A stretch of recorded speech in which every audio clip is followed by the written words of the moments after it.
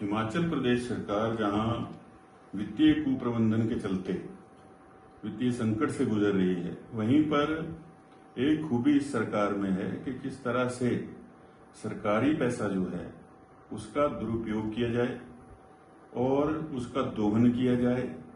अपने करीबी लोगों में किस तरह से उस पैसे को बांटा जाए, उनको लाभ पहुंचाया जाए। अभी हाल ही में जो हिमाचल प्रदेश का कॉरपोरेशन है आरटीडीसी, जो कि रोपवे बनाएगा प्रदेश के अंदर, उन्होंने उनकी बीओडी की मीटिंग हुई और शिमला रोपवे जो कि 13.79 किलोमीटर लंबा रोपवे इस प्रदेश के अंदर बनना है, परवाणु से लेकर शिमला तक, उसके टेंडर बुलाने के लिए जो है वो बीओडी ने टेंडर जो बुलाए थे उसकी अनुमति दे दी और वो अब कैबिनेट के अंदर पेश होगी।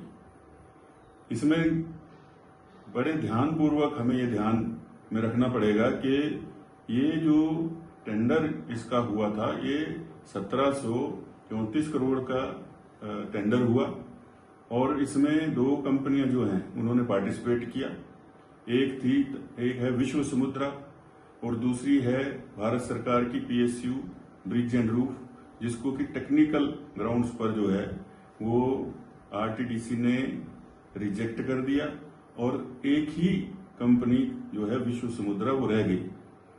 जब एक ही कंपनी रह गई तो न्यू डेवलपमेंट बैंक के साथ सरकार ने ये प्रोजेक्ट लगाने का अपना अनुबंध किया है, जिसमें कि 80% हिस्सा न्यू डेवलपमेंट बोर्ड का होगा और 20% जो है प्रदेश सरकार लगाएगी।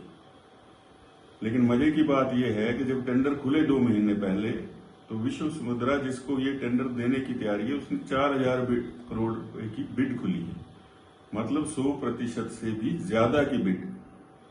और ये क्या जरूरत सरकार को पड़ गई है कि एक ही कंपनी उसी को जो बिड खुली और उसी को देने की तैयारी है। कम से कम जो नॉर्म्स हैं उनके मुताबिक 3 कंपनियां हो, उसमें जो L1 आएगा उसको आप दीजिए, जिसको कि लंबा अनुभव रहा हो रोपवे लगाने का, उसको ये काम दीजिए, क्योंकि पहाड़ों के अंदर रोपवे लगना है। इसको तो इंटरनेशनल बिडिंग के चलते आपको बाहर से निविदाएं लेकर के ऐसा एक रोपवे बनाना चाहिए था जिससे कि न केवल यात्रियों को, बल्कि इस रोपवे के माध्यम से आजकल ऐसी टेक्नोलॉजी है कि आप फ्रेट भी ले जा सकते, माल भी ढो सकते, दोनों चीजें जा सकती। पर्यटन का भी लाभ होता, व्यापार का भी लाभ होता। लेकिन सरकार क्यों इस जिद पर अड़ी है कि 4000 करोड़ रुपए की बिड जो है वो इसी कंपनी को देनी है। और ये भी मालूम हुआ है कि ऊपर से बहुत बड़ा दबाव आ रहा है।